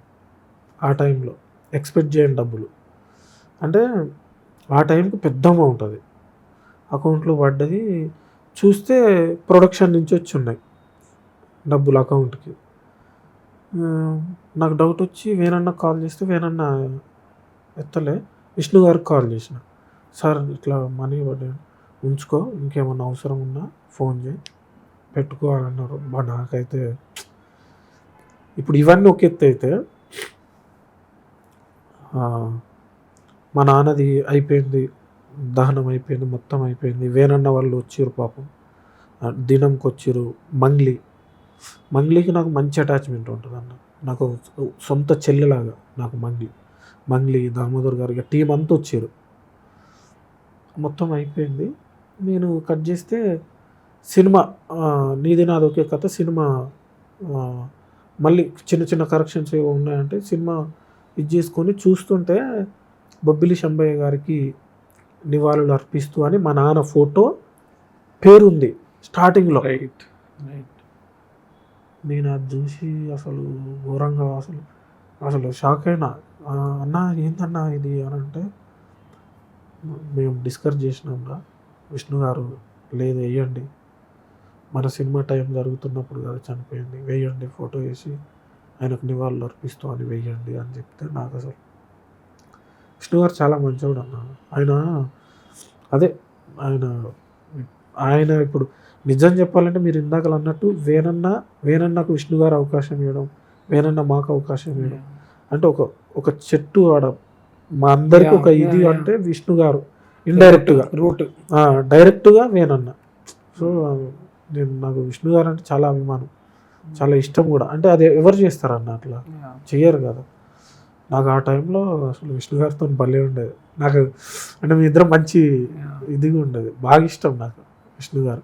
నేను అప్పుడు లాక్డౌన్లో తాగి ఫోన్ చేసిన విష్ణు గారికి, ఫోన్ చేసి, సార్ మీరు నాకు సినిమాలు ఇవ్వకుండా పర్లేదు సార్, కానీ మీరు నాతో నేను బతుకున్న రోజులు మాట్లాడాలి సార్ అంటే మాట్లాడతా సురేష్ ఇంకొకటి సార్ నేను మిమ్మల్ని సార్ అన్నాను సార్ అన్న అంట అంటే పర్లేదు సురేష్ అంటే నేను ఫోన్ చేస్తే ఎత్తుతారన్న నేను కింద ఉన్న పైన ఉన్న ఏముండదు నాకు చాలా ఇష్టం విష్ణు గారు. అదే బ్రో నాకు నచ్చేది ఒక మనిషికి మనిషి సహాయపడితే అది ఎంతమందికి హెల్ప్ అవుతుంది. అవును అది వర్కింగ్ రిలేషన్షిప్ దాన్ని దాటి చూస్తే అది నాకు బ్యూటిఫుల్ అనిపించింది. అండ్ ఇప్పుడు మీరు చెప్పింది అయితే నాకు లిటరలీ విష్ణు గారు వేనన్నా విష్ణు గారు చాలా ఎమోషనల్ ఫెలోస్ అన్న వాళ్ళు అంటే ఎమోషనల్గా ఉంటారు వాళ్ళు. ఇప్పుడు వేనన్నని విష్ణు గారు పిక్ చేసుకున్నారంటే ఆయన ఎంత ఎమోషనల్ అయ్యి ఉంటే ఆ కథను బిలీవ్ చేస్తాడు.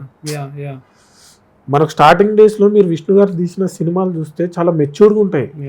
ఇప్పుడు కొంచెం అంటే ఇప్పుడు చాలా కొంచెం మెయిన్ స్ట్రీమ్ కోసం చిన్న కమర్షియల్ ఇది కోసం చేస్తున్నారు కానీ ఆయన చాలా మెచ్యూర్డ్గా ఉంటుంది ఆయనది. మీకు ఏమంటారు నీది నాది ఒకే కథ కానీ అప్పట్లో కూడా ఉండేవాడు కానీ ఇంకొకటి ఏదో సినిమా ఉంటుంది ఇవన్నీ చాలా మెచ్యూర్డ్గా ఉంటాయి ఆయన. మీరు ఎంత హ్యాపీ బ్రో మీ జర్నీతో అనుకున్న దాన్ని సాధించారా, అనుకున్న దానికి మించి సాధించారా, లేకపోతే సాధించాల్సింది ఇంకా ఉందా? యాక్చువల్లీ మేము పుట్టి పెరిగిన వాతావరణానికి మేము చూసిన కల్చర్కి మాకున్న సర్కిల్కి అసలు చాలా పెద్ద అచీవ్మెంట్ అనేది. గెలిచారు నిజంగా 100% గెలిచిన. సౌండ్ సైడ్ ఇంకా గెలవాలి నేను. సౌండ్ సైడ్ ఇంకా చేసేది ఉంది.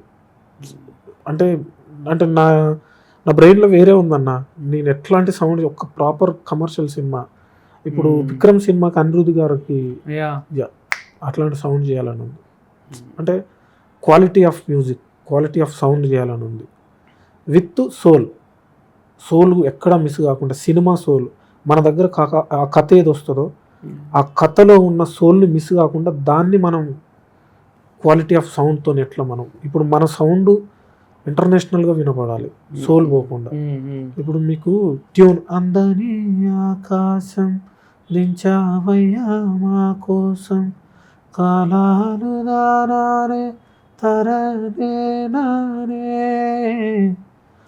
ట్యూన్లో ఒక సోల్ ఉంటుంది.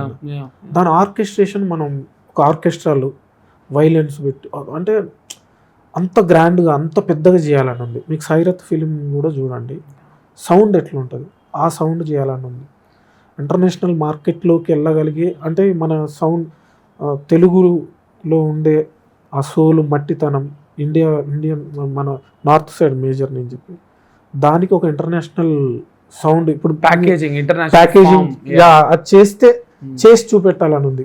బతుకమ్మ సాంగ్ కోసం ఎట్లా చేసిందో అట్లా బాగా చేయాలనుకుంటున్నా. సౌండ్ సైడ్ ఇంకా అచీవ్మెంట్ చేసేది ఉంది. మీకు అనిపిస్తుందా మిమ్మల్ని ఫిల్మ్ మేకర్స్ వీళ్ళు ఈ రూరల్ ఇవి దాటి మిమ్మల్ని చూడలేకపోతున్నారేమో అని? నాకు అనిపిస్తుంది అన్న. కానీ అది దాటి చూస్తే కొంత నన్ను చూసింది రాహుల్ ప్రీ వెడ్డింగ్ షో. మీకు దాంట్లో క్లారినెట్స్ కానీ చిన్న జాజ్ ఆ style pre wedding show songs నేను ఫస్ట్ సాంగ్ వయ్యారి కదా, అవును అది నాకు ఇది మంచి సినిమా అని ఆ సాంగ్ స్టార్ట్ అయినప్పుడు అర్థమైపోయింది. లైక్ ఈ సినిమాలో ఒక ఫీల్ గుడ్ ఇది ఉండబోతుంది అని చూడడం చూస్తారు. ఇప్పుడు Z5 వచ్చాక ఆ సాంగ్ ప్లే అవుతున్నప్పుడే ఒక హ్యాపీనెస్, ఒక ప్లెజెంట్, ఒక హ్యాపీ ఫీలింగ్ ఈ సినిమా అరే బాగుండబోతుందిరా మంచి సినిమాకి వచ్చాం మనం అనే ఒక ఫీలింగ్ అది ఆ సాంగ్ క్రియేట్ చేసేసింది. దాని తర్వాత బీజిఎం నేను మనోడిని అడిగా, రాహుల్ ఇక్కడే కూర్చున్నాడు రాహుల్ని నేను అడిగా అసలు ఎట్లా బీజిఎం కొట్టించావు, ఎందుకంటే కాన్వర్జేషనల్ సినిమా దాంట్లో బీజిఎం కి కూడా ఒక ఏదో రైటింగ్ లాగా ఉండింది. లైక్ ఇప్పుడు మనం మాట్లాడుకుంటుంటే మీరు మాట్లాడుతుంటే నేను వింటా, అక్కడ మీరు సైలెన్స్ ఇస్తారు, నేను మాట్లాడుతున్నప్పుడు మీరు వింటారు, మీరు సైలెన్స్ ఇస్తారు. అట్లా ఆ సినిమా బీజిఎం అది ఒక దానికంటే ఒక రైటింగ్ ఉన్నట్టు అనిపించింది. మనుషుల మాటలతో ఆ డైలాగ్ కి మధ్య గ్యాప్ ఎక్కడ రైజ్ అవ్వాలి, ఎక్కడ గ్యాప్ ఇవ్వాలి అనేది అది నెక్స్ట్ లెవెల్ సింక్ ఉన్నది ఆ సినిమాలో బీజిఎం. ఎందుకంటే దానికి అది చాలా కష్టం కదా చేయడము, అది బ్యూటిఫుల్ గా చేశారు అనిపించింది నాకు ప్రీ వెడ్డింగ్ షోలో. అది మీలాంటి వాళ్ళు అర్థం చేసుకో, నాకు చాలా హ్యాపీగా ఉంది ఇప్పుడు ఇది వింటుంటే. నేను ఆల్రెడీ ఆయన ఇంటర్వ్యూలో విన్నా, నన్ను ఫస్ట్ అర్థం చేసుకున్నది రాహుల్, తర్వాత మీరన్నా. నేను నా మేజర్ ప్లేస్మెంట్స్ అన్న, నేను ప్లేస్మెంట్స్ బాగా పట్టుకుంటా, నాకు ఇష్టం. ఇక్కడ నీడ్ లేదు, అవసరమే లేదంటాను, ఇక్కడ నుంచి ఇక్కడికి ఉండాలి. పర్టికులర్గా ఆ సినిమాకి మ్యూజిక్ సినిమా మీదకి ఎక్కొద్దు, యా యా మ్యూజిక్ ఇట్లా బ్యాలెన్స్ చేస్తూ మ్యూజిక్ కూడా మాట్లాడాలి, మ్యూజిక్ కూడా ట్రావెల్ చేయాలి ఏది ఆ క్యారెక్టర్తోని అని డిజైన్ చేసినాను నేను. నాకు అసలు నాకు బాగా ఇష్టం అన్న. నేను ఒక సర్కార్ నౌకర్ అని ఒక సినిమాకి బ్యాక్గ్రౌండ్ స్కోర్ చేశాను. సునీత గారు సింగర్, వాళ్ళ సన్ కదా. సునీత గారు కాల్ చేసి 15 నిమిషాలు మాట్లాడారన్న పర్టికులర్గా బ్యాక్గ్రౌండ్ స్కోర్ గురించి. నేను మణి శర్మ గారిని చూశానండి. దాని తర్వాత మళ్ళీ ఎవరిని చూడలేదు, మిమ్మల్నే చూస్తున్నా. ప్లేస్మెంట్స్ మీరు ఎక్కడ ఆపాలి, ఎక్కడ లేవాలి, డైలాగ్స్ వచ్చినప్పుడు అంటే ఎన్ని లేయర్స్ చేయాలి, నాకు భలే అనిపించింది సురేష్ గారు. అసలు అంటే నాకు అనిపించింది, చాలా హ్యాపీ అనిపించింది. అంటే ఇప్పుడు మీరు చెప్తుంటే ఎంత ఆనందపడ్డానో, నేను ఏదైతే అనుకొని చేసినో అది అర్థమై ఒకళ్ళు మనకు చెప్తున్నప్పుడు అరే ఇది కదరా అనిపిస్తుంది. సునీత గారు చెప్పినప్పుడు చాలా హ్యాపీగా అనిపించింది. ఇప్పుడు మీరు చెప్తుంటే నాకు రాహుల్ అన్న కూడా అసలు ఆయన మా భలే సింక్లో ఉంటాం మేము ఇద్దరం, రాహుల్ అన్న మేము. సో నాకు అదే అన్న అంటే నన్ను ఒక జానర్లో పడేసారు. ఒక్కటి పడితే అది మీరు కూడా ఇండిపెండెంట్ గా ఏదో ట్రై చేసి స్టార్ట్ చేస్తాను. వాళ్ళకి ఆ మెసేజ్ అనేది పంపిస్తే ఆటోమేటిక్ గా వాళ్ళు కూడా ఇంట్రెస్ట్. సురేష్ బొబ్బిలి అంటే ఇది మాత్రమే కాదు, ఇది కూడా చేయగలుగుతాడు అనేది జనాల దాకా వెళ్తుంది. సో అది కూడా ఒకసారి లేదు నేను ప్లాన్ చేస్తున్నా. మొన్న బయలోనే సాంగ్ అని వచ్చింది, దాన్ని చిన్న వెస్టర్నైజ్డ్ చేద్దామని ట్రై చేసినా కానీ మనలకు మాస్ రిథమ్స్ పడితేనే ఎక్కుతుంది. బట్ ఇప్పుడు వార్నర్ బ్రదర్స్ అని మ్యూజిక్ కంపెనీతో ఒక సాంగ్ చేస్తున్నాను వాళ్ళతో ఉంటాయి. ఆ లేబుల్కి వాళ్ళే కాంటాక్ట్ అయినారు, వార్నర్ బ్రదర్స్. అదొకటి చేస్తున్నా. ఇండిపెండెంట్గా కొన్ని కాన్సెప్ట్స్ రెడీ చేసుకున్నా. అంటే నేను అసలు సురేష్ బొబ్బిలి అంటే ఏంటి అనేది ఇంకొంచెం అంటే స్ట్రాంగ్గా తెలిసేలాగా కొన్ని కాన్సెప్ట్లు నేనే రాసుకున్నా. అవి వస్తాయన్న త్వరలో చేస్తున్నా 100%. నాకు సౌండ్ని ఎక్స్ప్లోర్ చేసి సాంగ్ని ఇంకా ఎక్స్ప్లోర్ చేసి చెప్పాలని ఉంది. మనకు independent music through only songs చెప్పగలం, బట్ సినిమా అనేది మేజర్. మనకు ఆ సినిమా రావాలంటే కూడా మనం చేయాలి, చేస్తున్నా. ఏం మోటివేట్ చేస్తుంది బ్రో మిమ్మల్ని ఇప్పుడు అట్ దిస్ పాయింట్? నేను తప్పుగా అనుకోకండి, ఒంటరిగా ఫీల్ అవుతారు ఎప్పుడన్నా? నేనా అంటే ఒంటరిగా వర్క్ లేకుండా కొంచెం ఒక్కనే ఉన్నప్పుడు ఒంటరిగా ఫీల్ అవుతాను. బట్ నేను ఒంటరిగా ఫీల్ అవ్వకుండా నాకు చుట్టూ ఉన్నారన్న, లైక్ జగదీష్ అన్న, వేన్ అన్న, మిట్టపల్లి సురేందర్ అన్న, దామోదర్ రెడ్డి సార్, మంగ్లీ, మా ఓన్ బ్రదర్ నందన్ రాజు గారు, మా వదిన పిల్లలు. ఆ కంపానియన్షిప్, ఆ సర్కిల్ అనేది ఇంపార్టెంట్ ఉంది. వాళ్ళు నన్ను ఎప్పుడు వాళ్ళు ఫీల్ కాకుండా ఉంచారు. అన్నిటికి మించి మ్యూజిక్ అదే ఏం మోటివేట్ చేస్తుంది అని అడిగా కదా. అన్నిటికి మించి మ్యూజిక్. ఇప్పుడు లైఫ్ లో మ్యూజిక్ అయినా మొత్తం ఇప్పుడు 100% లేచిన దగ్గర నుంచి ఇప్పుడు పడుకునే దాకా సినిమా మ్యూజిక్ ఇదే నాకున్న ఇది. ఇంకా కొత్తగా చెప్పాలి, వెయిటింగ్. అంటే మనకు ఒక జానర్ ఇది 100% సురేష్ బొబ్బిలి దగ్గరికి వెళ్తే ఇది అంతే చేసేస్తాడు అనేది ఉంది. వేరే జానర్స్ కూడా ఉన్నాయి అనేది తెలియాలి, చూడాలి. స్క్రిప్ట్లు కూడా కొన్ని విన్నాను, వాటిని అవి చేయాలి. ఒక స్క్రిప్ట్ అయితే నేను కంప్లీట్గా అసలు నా జానర్ కాదు, అంటే నా జానర్ కాదు మీన్స్ నేను ఇప్పటివరకు చేసిన అది చేయాలి ఆ జానర్, దాన్ని ప్రాపర్ హ్యాండిల్ చేసి చూపెడతా. సో నన్ను ఎక్కువ మోటివేట్ చేసి నేను హ్యాపీగా ఉండడానికైనా ఏడవడానికైనా దేనికైనా నన్ను ఏమంటారు ఇది చేసేది మ్యూజిక్. ఎగ్జాక్ట్లీ మ్యూజిక్ అనేది అది ఎట్లాంటిది అంటే, ఇప్పుడు మ్యూజిక్ అనేది అది ఎట్లా ఉంటుంది అంటే, ఏ మూడైనా బాధ కానివ్వండి, హ్యాపీనెస్ కానివ్వండి, ఏదైనా కూడా జస్ట్ ఇంటికి వెళ్ళి నేను ఎప్పుడు మా ఫ్రెండ్స్తో చెప్తుంటాను అనమాట. ఇయర్ ఫోన్స్ ఉన్నాయి కదా, wired ear phones, especially wire phone connect చేసి చెవిలో పెట్టుకునే, ఇది గ్రేటెస్ట్ హ్యూమన్ ఇన్వెన్షన్ రా. ఇంతకంటే గొప్ప టెక్నాలజీ ఏమన్నా రావచ్చు, ఏఐ ఏమన్నా రావచ్చు, కానీ ఇయర్ ఫోన్స్ అనేవి నా ఫేవరెట్ మ్యాన్ మేడ్ ఇన్వెన్షన్ అంటే ఇయర్ ఫోన్స్. చెవిలో పెట్టుకున్నామా, కళ్ళు మూసుకున్నామా, అది ఒక ట్రాన్స్ కదా. సో అండ్ మ్యూజిక్ ఆ పవర్ ఉంది. నేను ఎప్పుడు ట్విట్టర్లో వీటన్నిటిలో గొడవలు చూస్తుంటారు అనమాట. రాజా వర్సెస్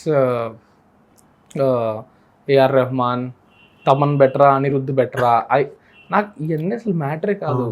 ఎవరి గొప్పతనం వాళ్ళది.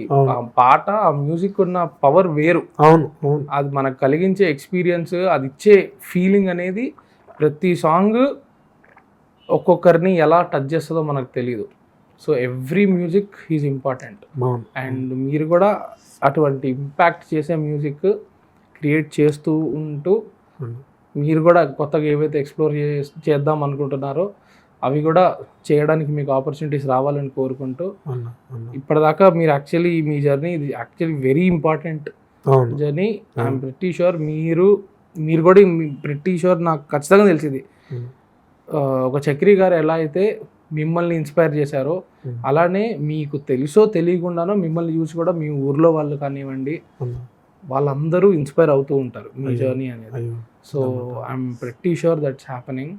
So thank you so much అండి, ఇంత బాగా షేర్ చేసుకున్నందుకు. Thank you so much and all the very best. Thank you అన్న, thank you so much. And చివరిగా ఒక ఇదన్న, నేను డే 1 స్టార్ట్ అయిన దగ్గర నుంచి బతుకమ్మ పాటలు తెలంగాణ కోసం నేను చేసిన ప్రతి పాటను ఆదరించిన తెలుగు ప్రజలకు అండ్ ఇప్పుడు నేను చేసిన సినిమా పాటల్ని కూడా ఆదరించి మొన్న నాకు ఒక 3 హిట్లు ఇచ్చారు ఒకే నెలలో. బాయిలోన బల్లి బలికే and pre wedding show, Raju weds Rambai and Rambai song, 4 హిట్లు ఒకే నెలలో ఇచ్చిన తెలుగు ప్రేక్షకులకు నా హృదయపూర్వక ధన్యవాదాలు. మీరు ఎప్పుడు నన్ను ఇట్లా బ్లెస్ చేయాలి. అండ్ పర్సనల్గా నా హృదయం నుంచి నేను థ్యాంక్స్ చెప్పుకునేది తెలుగు సినిమా ఇండస్ట్రీకి. నేను పడినా మళ్ళీ లేపి నన్ను దగ్గర చేర్చుకుంది. Thanks to Telugu cinema industry and thanks to 2 states Telugu audience. Thank you.